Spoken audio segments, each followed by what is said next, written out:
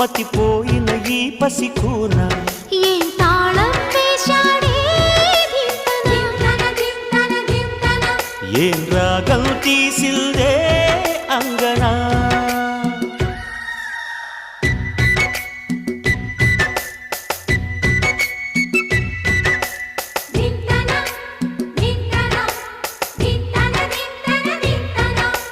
మోగిందో యమ్మో